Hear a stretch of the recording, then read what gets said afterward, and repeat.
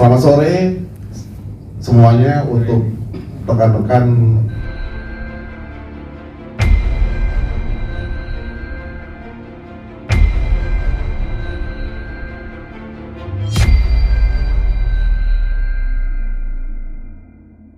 wartawan, rekan-rekan media ya. Kami mengucapkan thank you banget untuk meluangkan waktunya di sore hari ini. Assalamualaikum warahmatullahi wabarakatuh. Salam sejahtera buat kita semua. Jadi tadi udah panjang lebar ya, sudah panjang lebar disampaikan oleh Bang Deo ya. Jadi permulaannya adalah di titik ini berarti Bang Deo ya. Jadi secara singkat kami dari Serikat Pekerja Jiwasraya dapat menyampaikan beberapa hal ya. Yang pertama bahwa manajemen Jiwasraya dalam hal ini akan melakukan rasionalisasi kepada seluruh pegawai Jiwasraya, yaitu dengan cara melayoff-kan atau melakukan PHK dengan beberapa tahapan di dalam tahun 2023. Yang selanjutnya langkah melayoff-kan ini juga disampaikan selanjutnya akan diteruskan dengan menutup Jiwasraya sendiri. Jadi memang di kami itu KPI dari manajemen adalah untuk mengclosingkan atau mengkosongkan Jiwasraya, teman-teman. Yang selanjutnya bahwa memasuki akhir tahun 2022 dengan doa ya bahwa Jiwasraya dapat menjalani hari ulang tahun yang ke-163 tahun. Seluruh insan Jiwasraya telah melaksanakan program restru yang telah ditugaskan oleh manajemen kepada seluruh pegawai Jiwasraya, dan kami telah melaksanakannya dengan sangat baik dan telah disampaikan juga selamat oleh manajemen, dan ini pun juga mengangkat citra bahwa pelaksanaan program restructuring ini telah dianggap sukses ya. Tapi dengan maksud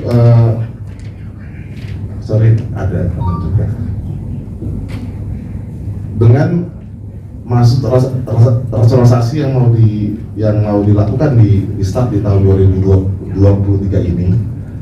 ini juga sangat mengancam kelangsungan nasib para pegawai Jiwasraya dan familinya ya. Kami menyatakan tidak setuju terhadap maksud dari manajemen ini karena beberapa hal yang belum selesai juga. Yang pertama, misalkan kondisi dari yayasan kesejahteraan kami pun juga belum clear. Kemudian manajemen juga masih mempunyai hutang untuk melakukan top up terhadap dana pensiun pemberi kerja Jiwasraya. Selanjutnya yang ketiga, bahwa di era tahun 2021 sampai dengan awal tahun 2022 sebagian pegawai Jiwasraya telah diberikan kelangsungan pekerjaan dengan mendapatkan kesempatan bekerja di perusahaan asuransi yang baru. Tapi pada kenyataannya kami yang masih loyal sampai dengan hari ini dengan melaksanakan seluruh tugas dengan sangat baik ya, kami dihadapkan dengan kenyataan akan diberhentikan. Jadi secara review hal-hal tersebut yang ingin kami sampaikan kepada teman-teman semua. Mungkin saya menambahkan apa yang disampaikan oleh Bang Diorifa dan juga Ketua Umum SP Bang David. Ya, pada prinsipnya ketika proses restrukturisasi ini dilakukan, bahwa proses restru ini tidak memikirkan bagaimana nanti karyawan akan diapakan. Sehingga ketika program restrukturisasi di mana pemegang polis sudah melakukan restrukturisasi, maka ketika proses pengalihan portofolio atau polis dari Jiwasraya kepada Agilab itu harus diikuti dengan pengalihan aset. Hanya tadi sudah disampaikan oleh Bang Dio Riva bahwa prosesnya kita tidak tahu secara legalitasnya bagaimana. Nah, ketika proses aset ini dipindahkan, maka untuk karyawan itu belum dipikirkan bagaimana nanti akhirnya. Sehingga ketika tadi sudah disampaikan oleh Bang David selaku Ketua Umum bahwa sebetulnya karyawan dijanjikan untuk berpindah kepada perusahaan baru namanya AFG Lab, di mana prosesnya adalah mengundurkan diri secara sukarela, bukan istilahnya diberhentikan oleh perusahaan, sehingga secara hak itu tidak sepenuhnya sebagaimana orang berhenti yang diberhentikan oleh perusahaan. Nah, ketika proses migrasi yang harusnya saat ini dari 189 orang itu 100 orang bersedia untuk ikut migrasi, namun kemarin ketika diinformasikan oleh manajemen bahwa proses migrasi tidak bisa dilanjutkan sehubungan perusahaan baru AFG Lab sudah tidak menerima lagi karyawan dari PT Jiwasraya, dan dengan alasan ketidakmampuan perusahaan masalah keuangan, tetapi di satu sisi direksi masih menerima kenaikan gaji, masih menerima bonus dari Kementerian BUMN selaku pemegang saham, sehingga ini kami melihat ketidakadilan. Dan maka kemarin di awal November disampaikan akan adanya program rasionalisasi atau PHK secara sepihak oleh perusahaan. Nah, sebetulnya yang kami tuntut adalah yang pertama, hak-hak yang harusnya sudah kami tabung sejak kami bekerja di PT Asuransi Jiwasraya dengan masa kerja sampai dengan ada yang 23 tahun, ada 20 tahun, 15 tahun, tetapi ini tidak diakui oleh manajemen. Manajemen hanya menginginkan bahwa manfaat itu adalah ketika di PHK adalah harus mengundurkan diri. Jadi manfaat pengunduran diri yang akan diberikan oleh manajemen, khususnya direksi. Dan kami meminta bahwa kami sebetulnya tidak ingin di PHK. Kami hanya minta kami tetap bisa bekerja untuk kelangsungan keluarga kami. Sehingga kalau kami harus di PHK, maka harus ada kompensasi kepada kelangsungan kami setelah kami di PHK. Di mana kalau kami melihat keuangan perusahaan masih bisa memenuhi, tetapi ketika tadi semua aset itu harus dialihkan kepada AFG Lab sebagaimana rencana dari Kementerian BUMN selaku pemegang saham dan juga direksi, maka ini menimbulkan ketidakadilan. Kami dipaksa untuk merelakan hak-hak kami yang sudah kami tabung untuk diserahkan kepada negara, karena kami harus mengundurkan diri, sehingga ketika manfaat pengunduran diri itu kami banyak kehilangan hak kami. Sehingga sebetulnya kami tidak keberatan Jiwasraya mau ditutup, silakan. Kalau mau diteruskan juga silakan. Karena itu tadi pada prinsipnya bahwa kami untuk ada kelangsungan pekerjaan bagi teman-teman yang bersedia untuk migrasi kepada AFG Lab, tetapi saat ini sudah tertutup pintunya. Dan bagi yang tidak ingin migrasi, kami ingin kalau memang Jiwasraya akan tutup, kami adalah penghuni terakhir atau kami yang akan mengunci. Tetapi sampai saat ini pun ketika kami bertanya apakah betul pada 2023 Jiwasraya akan ditutup, manajemen tidak bisa menjawabnya. Jawabannya hanya mereka melaksanakan arahan dari Kementerian BUMN berdasarkan Rakortas CQ adalah dari Presiden Republik Indonesia. Jadi sangat disayangkan kalau direksi yang digaji sangat tinggi oleh negara hanya bisa sebagai pelaksana, tidak bisa melakukan manajemen pengelolaan khususnya dalam keuangan Jiwasraya, di mana apakah harus seluruh aset itu dipindahkan kepada perusahaan baru AFG Lab, sementara masih ada karyawan, masih ada kewajiban tadi disampaikan oleh Bang David selaku Ketua Umum bahwa masih ada kewajiban direksi selaku pendiri di dana pensiun, yang mana itu tidak dilakukan indikasinya sejak 2018. Sebelum saya lanjut, jadi saya buka sesi pertanyaan karena ini baru depannya aja. Dalamnya kan ada persoalan ilegal pengalihan aset. Aset punya satu perusahaan besar dialihkan ke suatu perusahaan yang cuma punya akte doang, akte PT, akte perusahaan doang, dibikin notaris, toto pindah itu dalam bentuk hibah.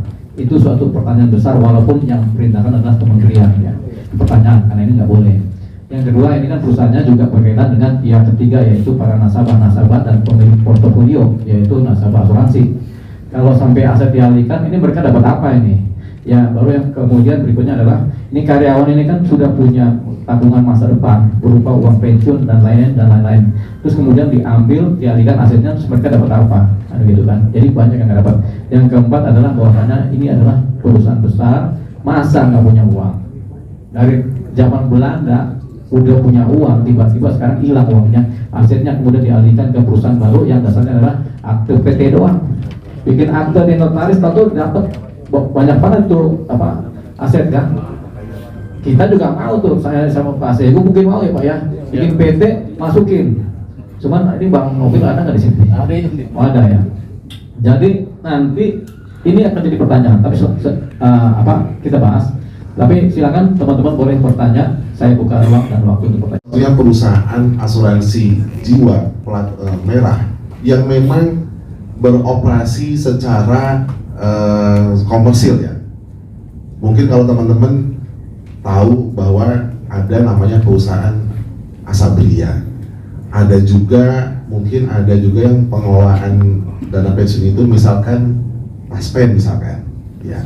Tapi kalau kita lihat apa perbedaan antara Jiwasraya dengan Asabri, bahwa Jiwasraya selama ini memasuki usia ke 163 tahun, mungkin sampai dengan era tahun 2019 ya, ketika kita terakhir bisa menjual produk-produk.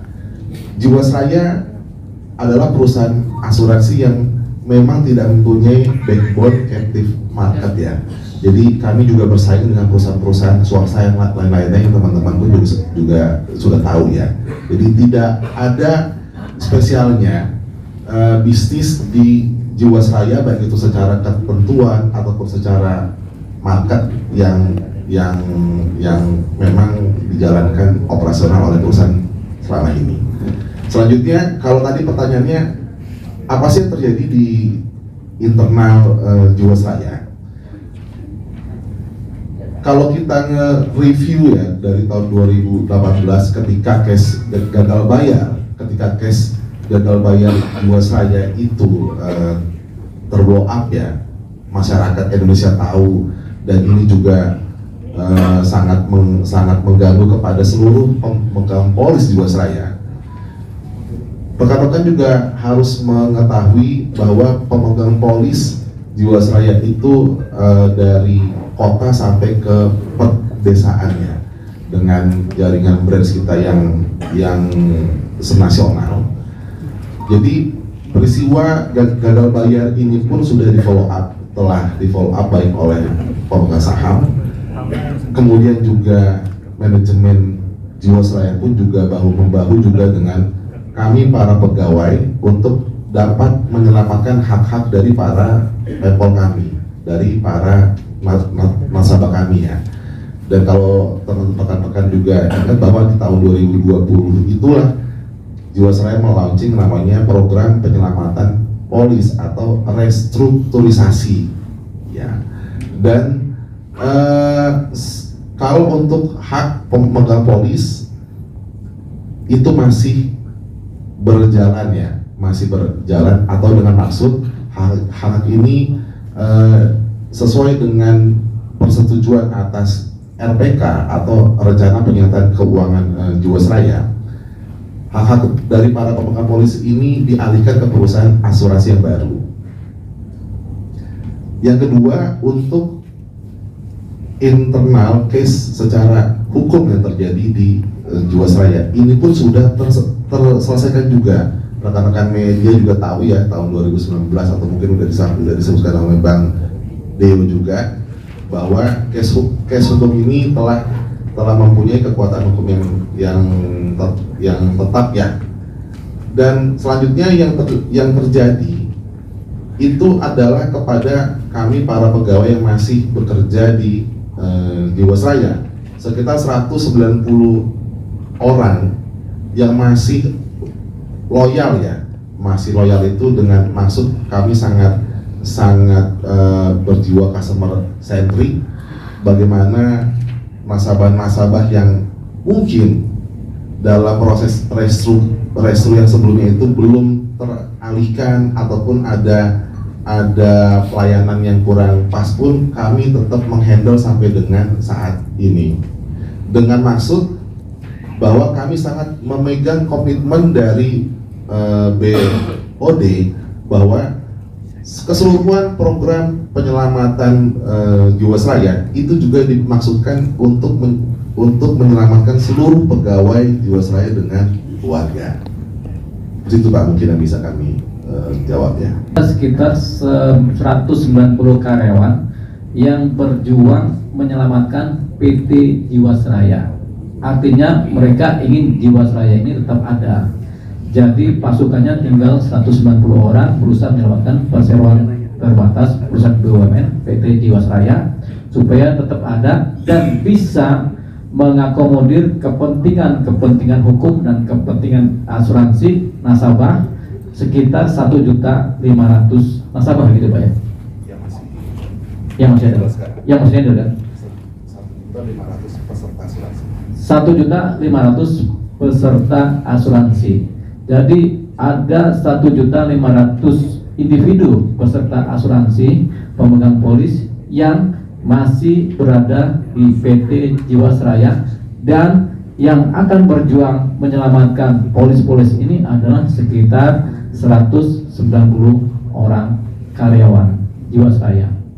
Mereka berjuang jangan sampai Jiwasraya ini ditutup, jangan sampai kemudian terjadi kekacauan karena persoalan polis dari masyarakat, atau jangan sampai pemegang polis yang 1.500.000 orang ini dirugikan oleh negara.